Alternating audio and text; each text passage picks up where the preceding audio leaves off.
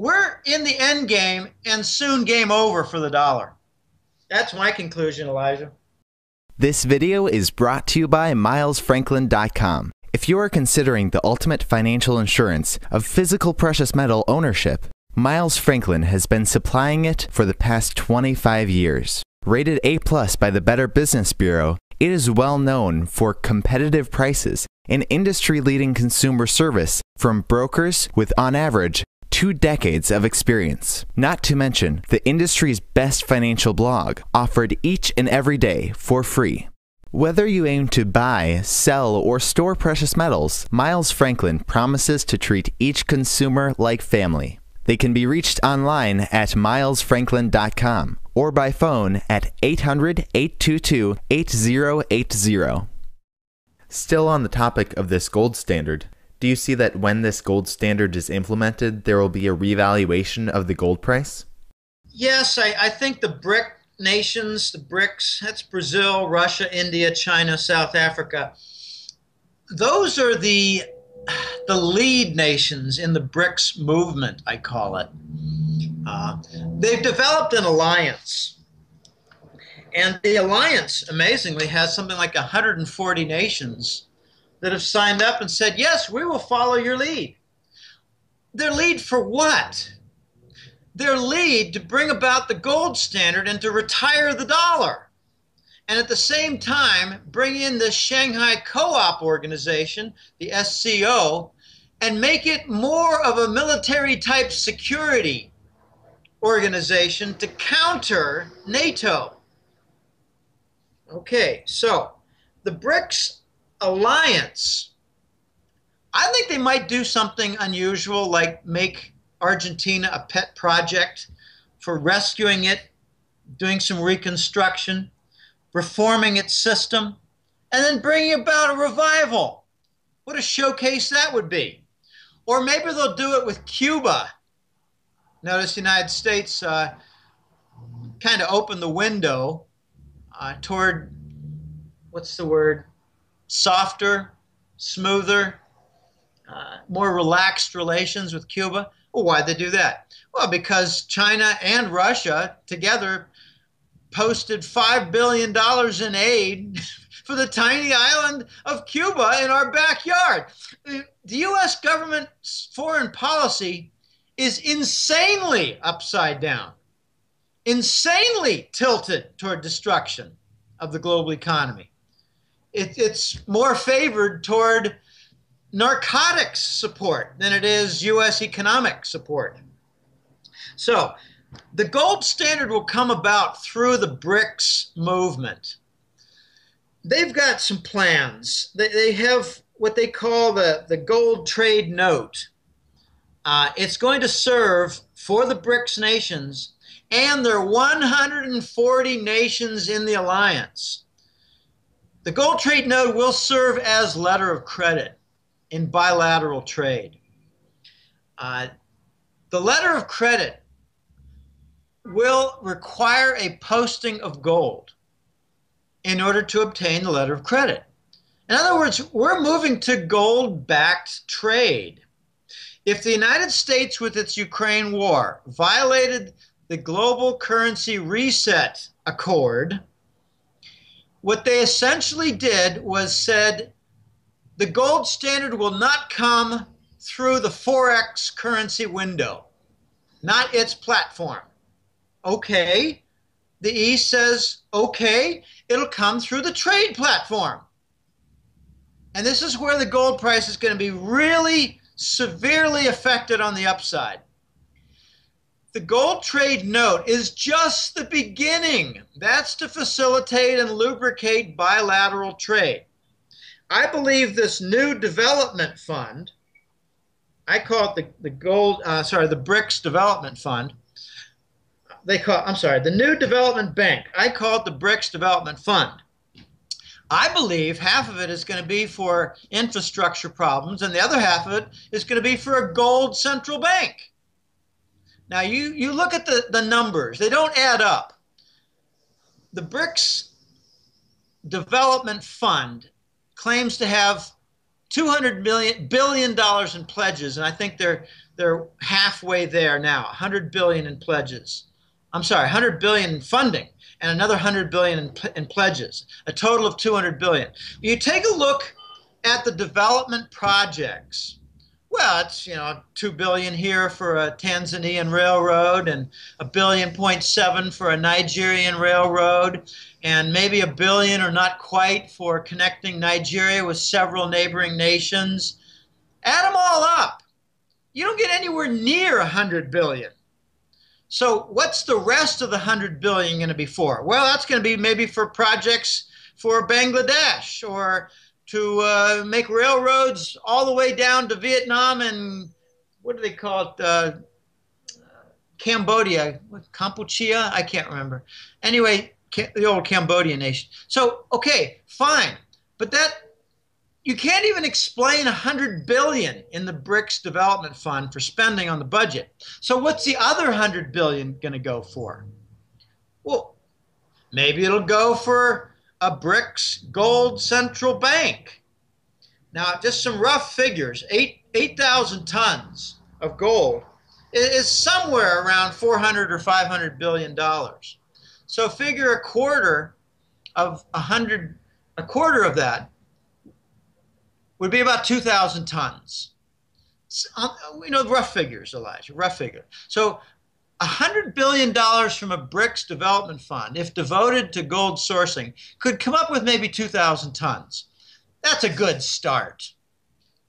Maybe the Saudis and the Chinese will post a bunch more of their treasury bonds to source the BRICS central bank. Okay. We've got all these different movements. We've got, let's just cover for a minute the Chinese efforts here that are going to work toward gold. You've got RMB hubs. RMB, for those who aren't familiar, stands for renminbi. A funny word. It means people's money. It's the informal name, an acronym, for the Chinese yuan. Y-U-A-N. Not to be confused with the won, W-O-N, from South Korea. Okay, so they've got these RMB hubs, and there are two major ones right now. One's in London, one's in Frankfurt, Germany. The hub is known for two distinctions, two functions. It's for converting currency in and out of the RMB, the Chinese currency, and it's also for facilitating the issuance and the sale and payments for RMB-based bonds. Like, think of McDonald's, the U.S. company, the fast food crap company. They make lousy food that make people fat and really harm their health. But McDonald's has a RMB bond for their corporate bond portfolio. RMB hubs sell such things. They sell the Chinese denominated currency bond for Western companies. Okay, now add to that, what is it, 30 different yuan swap facilities that China has instituted across the world. It's not just with Asian countries. It's with London, Switzerland, France, Germany, Australia, New Zealand, Brazil, and soon Argentina. I think Argentina's just signed on. So I look at these as stepping stones, bilateral stepping stones. Put a piece of wood between China and Australia, another piece of wood between China and Brazil, another one between China and London, another one between China and Germany. Okay, then you got all these bilateral planks, and on those planks you can put a platform. And just think of the earth as flat for my metaphor. All these planks will support a platform, and that platform is RMB-based trade. So I believe the Chinese currency is going to be used as a stepping stone, intermediary, interim feature toward gold trade settlement. Now, there are a lot of arrogant Western economists and financial so-called experts who say, oh, the Chinese RMB could never serve as a reserve currency. Well, if you have a significant amount of corporate bonds that are being used and issued in RMB currency, well, then you've got, a lot of participation in the corporate sector. Now, if you get a lot of different nations buying Chinese government debt and just putting them in their banking system, then they are using it as a reserve purpose, a function. Okay, just now fast forward for much more bilateral trade with these gold trade notes, while at the same time, all kinds of yuan swap facilities are bypassing the dollar. Then rather than say the Chinese currency could never become a global reserve currency, instead look at the complement from a mathematical side. Look at the other side, the other angle. The dollar is not going to be serving as a global reserve function. If not the dollar as a global reserve function in banking, then what? Well, what's going to fill the void? And my answer is, what is going to be the basis of global trade settlement? The answer is Chinese RMB and gold. So I don't care if the Chinese currency becomes a global reserve. I just care that the dollar is not. And we've got two major movements, the yuan swap facility, and more recently, the last couple of years, the RMB hub phenomenon, London and Frankfurt. There's going to be a big competition between London and Frankfurt. And Germany's going to win. London has this 1,000-year history of being a financial center with an RE. Fine. Germany has a lot of trade, a lot of relationships with Russia and China, and they're not going to give it up. Sanctions or no sanctions, they're not going to give it up. And with this trade with Russia and China, there's a lot of RMB transactions to be completed. And there's a lot of Chinese companies that are going to want funding with European sources and money for the corporate development, the capital formation, the business creation in China. They're going to be using the Frankfurt hub.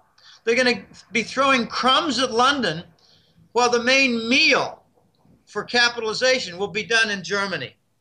So you have all these different movements, and I think it's pretty obvious to anyone with an open mind who's not wearing red, white, and blue undergarments that the dollar is not going to be the center for global trade and therefore not the center for banking reserve systems. When the global banking system concludes that the dollar is not going to be working for them anymore, and furthermore, the QE bond monetization has turned toxic, the dollars and treasury bonds sitting in their banking systems, they're going to be looking for a different way. They're going to be looking for dumping their treasuries, which I think will bring about QE4 and QE5, because the Fed's going to have to lap them up, soak them up, and pick them up so that the dollar doesn't crash. So rather than see a dollar crash, we're going to see a dollar rise. The dollar is like a rocket. It's dying and going up. And then you have the gold standard coming in. And when the standard comes through trade and the treasury bond is dumped, and it's quite clear the Federal Reserve is printing more dollars to cover the dumped treasuries, we're going to see a quick move to 3,000 in the gold price and $60 in the silver price. It's going to be facilitated and prodded along in Shanghai, where they've actually got gold traded and settled and delivered in their futures contracts. In the COMEX and London, since June of 2012, there's been no delivery of gold in any futures contracts on settlement. They're all cash settled. It really fortifies the argument that the COMEX is not a gold market. It's a gold paper manipulation center and not a market. Not a market at all, because they don't even honor contracts. There's no contract law applied in the COMEX. Therefore, it's not a market. There's no equilibrium between supply and demand. Therefore, it's not a market. There's no delivery of gold on contract. It's not a market. Try buying a television set at Walmart, walking out the door, and they say, there's no television for you, but we'll give you cash. You laugh at them. Why isn't the COMEX being laughed at? Well, it is, by people who have a brain that's functioning. We're going to see a $3,000 gold price from a quick move to this gold trade. And then we're going to see a $5,000 price from a movement that tries to achieve some equilibrium. And then we're going to get recognition that the central banks of the world are sitting on a mountain of treasury bonds that are worthless in their portfolios that have risen by a factor of 4, and therefore we must increase the gold price from, say, the 1,500 to 2,000 water level. We must multiply it by 4 to 6 or 7,000. And then you must achieve some real equilibrium in the market, because previous attempts at equilibrium did not succeed in getting rid of the shortages. For instance, right now, gold mines are being shut down. It's not a sign of equilibrium. It's a sign of breakdown. And then the last point is the allocated gold accounts in Switzerland primarily, but also London, and other points in Europe, but it's mainly Switzerland and somewhat London. They're short 40,000 tons of gold that they've stolen from their client accounts. They don't call it stolen. They call it rehypothecated. They don't call it stolen. They call it replaced by gold certificates. Well, the clients might call it stolen, and I'm told that there are a gaggle, hundreds of client lawsuits against the Swiss banks right now and the London banks for improperly using the client private gold. Improperly. And much of it is Arab. Some of it is Japanese. A good deal of it is also European. There are class action lawsuits. There are very high-profile legal firms involved, and there is zero news coverage. That doesn't mean it's not happening.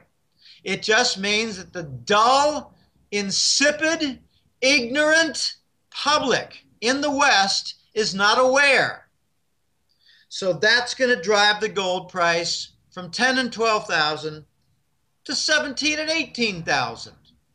These are all future events. We've talked about before about investing in gold and silver. Do you see that right now when we're seeing gold and silver going down, oil prices going down, because there's this sort of strengthening of the value of the dollar? Do you see right now when the prices are low, it's a great opportunity to invest in gold and silver if, as you're saying, the gold and silver prices are probably going to go much, much higher? I think they're going to skyrocket, and they're going to be taking quantum jumps. You won't see a gradual move to 2,000 again. There's going to be probably a sudden move to 2,600, like an overnight move of several $100s. That could come about when Shanghai just doubles the gold price. And they've got motive to do it. They're at war with the United States from a financial sense. They've got more motive to do it because they're really draining London and Swiss sources dry.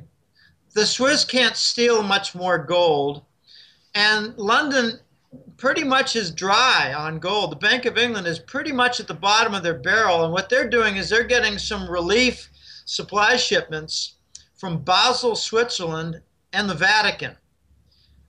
Well, those two sources are pretty much at the end where they say, London, we don't really have much more for you. When the Chinese can't get more from London, that's when they double the gold price. These are not complex sequence of events. They're just extraordinary and very difficult to swallow when people are wearing red, white, and blue undergarments and waving their flag at every opportunity. I call it the captured flag. I don't see it as the dollar being strong. I don't see it. I take exception to the phrase strong dollar. No, it's got a rising exchange rate. Doesn't mean it's strong. I make the argument, and I have made the argument for this full hour, that the dollar is dying, that the petrodollar has been shattered, and that the derivatives have been disconnected, which exposes all kinds of derivatives to settlement. And the derivatives are settled and closed out in dollars, which brings about a dollar demand. So the dollar demand is not from commerce. It's from dying, destroyed derivatives that hold things together. Now nothing is holding things together. The relationship between currencies, sovereign bonds, bank equity, and stocks is all being destroyed. So when all these things are more evident to the public eye and the leaders of, say, commerce, industrial titans, when they're tired of following the central bank party line led by King Rothschild, they're going to decide we need to go to the solution, the only viable solution, the only bona fide and legitimate solution, and that's the gold standard. And if the United States blocks the reinstallation of the gold standard through the Forex currency window, then we must do it. From the trade side, the trade platforms, settle no more in dollars, no more accumulation of treasury bonds. We settle with gold as trade notes. We settled in RMB in bilateral trade, and we get away from the dollar. 2015 is going to be the year where the entire world concludes we must reject the dollar because it has been turned toxic from monetary policy, not just by the Fed, but by the Euro Central Bank, the Bank of England, and the Bank of Japan, and the Swiss National Bank. They're buying up euros to prevent their own Swiss franc from going into orbit. The safe haven has been Switzerland, and they're trying to prevent the Swiss franc from rising from all the escaping money in Europe. So they're buying up the euro, and now they're sitting on it's hundreds of billions of dollars worth of euros. Well, they need to get rid of it and buy back their Swiss franc. So the Swiss franc is going to rise 20, 30, 40, 50% in this reset. And that's going to wreck their economy. 2015 will be the year when it is very well understood that the dollar must be put to death as a solution to the ongoing crisis, because removal of the dollar has not been any part of any solution. 2015 is going to be the year of global breakdown of economies and financial structures, and you're going to see it through the oil sector. 2015 is going to be the year the BRICS alliance gains global momentum for subduing dollar terror. Now, this is pretty crazy, but let me leave you with a fact. I told you that 87% of all marginal new oil output since 2007 has come from the shale sector. Here's another closer statistic.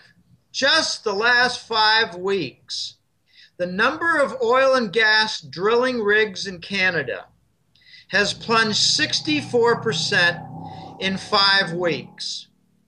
The active number of drilling rigs for oil and gas in Canada has fallen 64% in 5 weeks, from 438 rigs on November 26 to 156 rigs on January 2nd.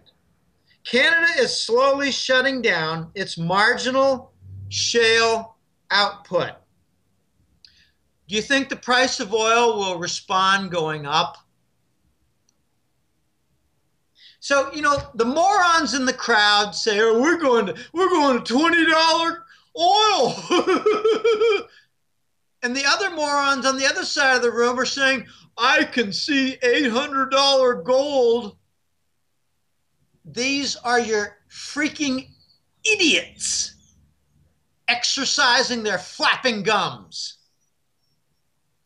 we're going to see $3,000 gold. We're going to see $100, $150 oil. Unless we get something really strange coming out of left field in the energy sector, like widely available energy sources, for instance, cold fusion. There are a lot of things coming up in 2015 that are going to knock us off our feet. I'm only talking about here the death of the dollar, the retirement of the dollar, the shoving of the toxic dollar into the dustbin of history. It's been a sick, terror-ridden currency backed by war and banking hegemony that survived half a century almost. Its time is done. It's time to go back to the gold standard, the only viable solution. To wrap up and to get back to investing in gold and silver, did you want to discuss about what form of gold and silver you think people maybe should look into investing in? Because I know we were talking before the interview and you said that right now mining stocks are not a good opportunity right now. Did you want to discuss a little bit about why and what form of gold people should be investing in? Yes, I'll address that. What we're seeing now with the slow motion pathogenesis and death of the dollar, which is dragged down like a 2-ton millstone, the demise of the petrodollar. What we're seeing is a wreckage in true value of stocks, of paper-based financial assets. You may see a high value on the Treasury bond in its principal bond value. You may see a high value in the S&P basket of stocks. You may see a high value in a banking stock or an energy company stock. You might see a high value in the Portuguese sovereign bond. You might see a recovery in the Italian, French, and Spanish sovereign bond. But their value is defined in a perverse way in dollar terms, in euro terms, in British pound terms. These currencies are going away. The currency reset is just the beginning in the retirement of these currencies and the conversion of them into something more legitimate. I said back in 2008, in the early months, get out of the mining stocks. Accumulate gold and silver bars and coins, because these stocks are going to go down, down, down in value, and that's exactly what they did. We've got two important records that have taken place. The percentage of mining stocks that have gone down 90% has hit record levels. And also the number of mining stocks trading for 1 penny or less has hit a record number. People might say, well, gee, that means they're a great value. What are they denominated in? Is the currency they're denominated in going to be going away? And furthermore, are these companies so broken that they're going to be bought out as acquisitions by larger companies? And if so, what larger companies will be doing the buying, and will they be Chinese? And furthermore, if my little XYZ junior mining company gets bought out, it's trading at 2 cents right now. If it gets bought out, will I not own just say a bunch of Barrick stock or Newmont stock or Royal Gold stock or some South African mining company stock? And will that company eventually be bought out by the Chinese? So I think buying mining stocks is a fool's enterprise. Why not buy at a grotesque discount a silver coin where there's no risk of, say, some company buying it out and giving you some shit paper in redemption and conversion? Why don't you try to hasten the demise of the criminal control of the COMEX by adding to the gold and silver demand on the physical side. Hop on board to the gold and silver train, gold locomotive and the silver cars. We talk a lot in the gold community about how physical demand will wreck the COMEX. But still, you've got a lot of its followers buying mining stocks, which do not add to the gold and silver physical demand. You've got gold in backwardation, which means the future price is lower than the present price. That's backwards. It's got a negative carry, as they call it, which means there's no premium put in for any kind of vaulting or insurance for holding gold. So everything moves to the current month. This is how you see manifested the shortage. They're not holding gold in the future. They're bringing it to the present and accelerating the shortages. So I have not advocated Elijah at all for 6 full years now. Actually, it's 7. 2008. It was March and February of 2008. I made that advice. So here we are, January of 2015. It's hard to think of 15. Always hard to think of the new year. I'm glad I don't write any checks here because I used to get the year wrong, and sometimes I send the check back. But 2015 is going to see some rather magnificent changes, and it's not just going to be with the dollar and the gold being reinstated. It's going to be in new trading systems. We're going to see far more barter. And the leading nation for barter right now is China, with all of their bilateral yuan swap facility. That's barter. It's China and Brazil having their trade, 3 big Chinese banks, 5 big Brazil banks. They settle it out on a net basis. They've got a net difference after the month. They carry something forward. They make new deals to cover the carry, the surplus. And they don't use dollars. That's barter. That's barter with a carryover. There's going to be a lot more barter in this year, and I'm looking forward to seeing whether, say, Bitcoin or other cryptocurrencies will be folded into some kind of a legitimate vehicle for retail credit cards, retail debit cards, actually, or debit cards. I don't want to see Langley or the U.S. government or Wall Street involved, though. If ever they're involved, stay away from it, because that's to steal any gold basis inside it. These companies and agencies have a long history. They steal gold, and they talk about how gold has no value. So 2015 is going to be a very, very significant year. 2014 was the breakdown year. 2015 is the resolution year. And I'm looking forward to it. And, we got a number of strange events. Germany just recently said, well, let Greece default.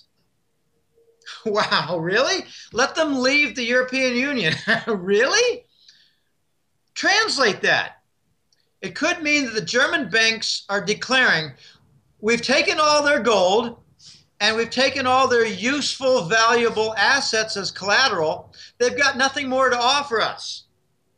But it also could be the white hats from the East ordering Germany, let Greece go, in order to start the process of bank failures among the major Western banks. So we've got a lot of events that are coming, a lot of things in progress, and a lot of subterfuge. I mean, there was a kidnapping of a Saudi prince about a month or 2 ago, and he had in his possession some Russian contracts. And hey, the U.S. government wanted those contracts. They wanted to see them, so they kidnapped a Saudi prince. You had last week French President Hollande announcing that he wanted to see an end to the Russian sanctions. They really didn't serve a useful purpose and were doing a lot of damage to the European economy. And what was it, 2 days later, there was a shootout in a Paris restaurant. And does anybody connect the two events? I did back in 2011. The Norwegians said we're not going to support the London banks with $600 billion from our pension fund that's based on North Sea oil and gas over 2 decades. We're not going to support the London banking system with our $600 billion.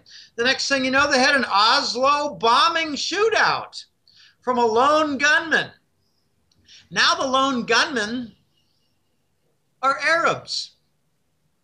I maintain the point that Langley maintains all kinds of cells in Europe of Arabs on salary. And 24 hours notice, they can go shoot up some restaurants. This is how the United States is going to try to keep Europe from going to the gold standard and joining the Eurasian trade zone, following the BRICS movement lead by Russia and China. And it's going to backfire, like everything the U.S. government has done in the last several years. The Iran sanctions backfired, produced the prototype for oil for gold trade, the Turkish intermediary of gold provision. The Russian sanctions are going to backfire. Already Merkel is saying, no, we need, as a continent, we need the Russian Gazprom South Stream pipeline. We need it. The Germans are not going to tolerate the sanctions much longer. There are already demonstrations. There was a YouTube I saw before Christmas where Chancellor Merkel of Germany attended a business conference. She could not speak. She was being heckled. The ones who did not like the sanctions, did not like the damage to their corporation, did not like the interruptions to their Russian trade, they heckled her and she could not speak. Wasn't even in the news. No, this is, Germany's going to, pardon me, Germany is going to be, I'm losing my voice. Germany is going to be the focal point for Europe turning to the Eurasian trade zone following the BRICS alliance lead. However, Germany is probably going to enlist, they're sometimes called their proxy agents. They're going to enlist the help of France, Netherlands, and Austria. So let those smaller nations take the heat, let the Germans run the interference, and then let the Germans, with all of those nations together, and possibly Finland as well, they will leave the European Monetary Union and discard usage of the euro currency. This is what I see coming. So in the hat trick letter, found in goldenjackass.com, www.goldenjackass.com, you'll see a lot of free articles and public domain interviews like this, far more interviews than there have been public articles in the last several months. It's because I'm getting interview requests. They see that a lot of the forecasts that I have put out there have come to pass. I'm running at an 80 to 90% correct forecast rate. I give a lot of credit to my staff. I give a tremendous amount of credit to the voice who tips me off on certain phenomenon and kind of steers my thinking, steers my vision. And he said, no, Jim, you need to see it this way. Look at it this in this angle. So I do, and I run with it and come up with some independent thoughts, but within his framework. So it's resulted in an 80 or 90% correct forecast rate. Each month there are 2 reports. One's called the Global Money War Report for very high-level issues, but very relevant issues. And the other one is ground level. It's the Gold and Currency Report. So it's a labor of love. It's been over 10.5 years now. And it is a lot of fun. I wish the content were more pleasant, but it's very stimulating to do the work. There's nothing boring about this body of topics, and the forecasts are really for world-changing events. So we're on the cutting edge here in the hat trick letter, and there are other publications that have a strong track record. But if you look at Wall Street and U.S. government forecasts, you find, I don't know, 10, 20, 25% correct forecast rate, and they don't care. Their purpose is not to make correct forecasts and to help you to plan your business or your personal finances toward life what do you call it, life savings and you know, managing your strategic life savings fund, your pension. They don't care about your managing your business or personal finances. They care about sustaining the dollar. So they bought time. If you look at the annals of history, you see that about 30, 31 years was the limit for a sustained fiat-based, unbacked currency system. And right now, since 1971, we're looking at, what's that, 43, 44 years. So we've set the world record for a crummy, baseless, toxic, corrupted currency called the dollar. And it's falling apart. But how do we get those extra 10 years? Easy. By stealing gold in various nations, including the Arabs, by having sanctions against any country that wanted to trade energy outside the dollar, just see Iraq and Iran, by imposing sanctions against nations that don't want to do dollar-based trade anymore, and by going to war. The U.S. has run out of enemy states to plunder, and now we're attacking to pilfer from our allies. We're going to make enemies out of the entire set of Western European nations. The core nations like Germany, the Dutch, the French, the Austrians, they're going to, for expedient, leave the dollar and join the BRICS. But the southern nations of Italy, Spain, and Portugal, and Greece, they're going to seek out new partners because their economies are wrecked. And here's a wild card that I'm going to put on the table for you, Elijah. The Russian reverse sanctions, they refuse to buy European agricultural products, food and meats. Of course, you might see some leakage through Turkey, because Turkey will sell anything as an intermediary.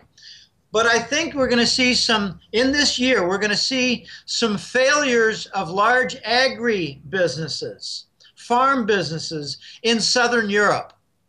In particular, Italy, Spain, France, and Portugal. And the Chinese are going to buy them up. And after they buy them up, they're going to learn the tough lesson. When the Chinese buy a farm, they're going to divert 1/3 of the food output to China, just like they did in the American example with alfalfa and hay feed for livestock. So this year, you're going to see the Chinese invade Southern Europe for their farm industry. And there's going to be a loud outcry to stop these sanctions and to stop the Transatlantic Trade and Investment Partnership, the TTI, I'm sorry, I can't think of it. All right, it's in Europe, you got the Transatlantic Trade and Investment Partnership, TTIP, right. In Asia, you've got the Trans-Pacific Partnership. And both of them are failing. Both of them are stalling. Both of them are derelicts. I could go on for 20 minutes about the ugliness of these trade pacts that the United States is trying to do. I'm having trouble closing here because there's so much left that I haven't discussed. The U.S. is using the Ukraine war to force European nations to have their political leaders report to the NATO commander. We're actually making a state of war in Europe so that we can militarize their political structures and fold them under the NATO Supreme Commander. The Europeans are not going to tolerate this. To ally and maintain alliance with the United States means a war with Russia, whether it's financial, trade, or military, whatever, it's a standoff militarily. It means wrecking their economy. They're not going to do it much longer. They're awakening. And I think they're going to awaken to the terrorism like what you're seeing in Paris, done by Langley. I'm 99% sure it's done by Langley. Notice that a driver's license was conveniently left behind in full view on the front seat of a car. Now, what professional would do that. Reminds me of the driver's license not being melted down on the 9/11 attacks. The driver's license of the kids made as scapegoats. No, that was another Langley attack. But a lot of cooperation in 9/11 with secret societies and foreign central banks and the Vatican and other groups. That was a major, major project and bank robbery. Okay, I've said enough, Elijah. This is, we're in for a very rocky year. I don't know how it's going to end, but I know that it's going to break apart. Things are going to break in open view as the world cries for a gold solution. That's the point for 2015. All right. Well, Jim, Willie, thank you so much for your time today and sharing your forecast for 2015. I guess, did you want to just quick remind our viewers where they can find you? Well, it's www.goldenjackass.com. I mentioned that, and maybe it's a good way to close. On that, you'll find radio interviews, public articles, and a button for subscribing to the Hat Trick Letter. That includes 2 reports, Global Money Report and the Golden Currency Report. I invite people to go to the site, come up to speed, read more, add to your already current speed. And I don't have all the answers, but I've got a ton of information, a lot of analysis, and the most common compliment that I receive is, you tie this together very well. You tie numerous different arenas and factors very well. So I invite people to come to the website and sign up for the newsletter. I thank you for your time. This video was brought to you by ReluctantPreppers.com. Click here to listen to Reluctant Prepper's latest interview with Jim Willie, where Jim Willie outlines the seismic shift that has been ongoing for decades away from the US dollar, accelerating in recent years and months across the globe. Willie spells out how the dying dollar threatens the average family and what you can do to prepare and protect yourself. Click here to subscribe for free to FinanceAndLiberty.com and also our sponsor, ReluctantPreppers.com, helping you be aware and prepared.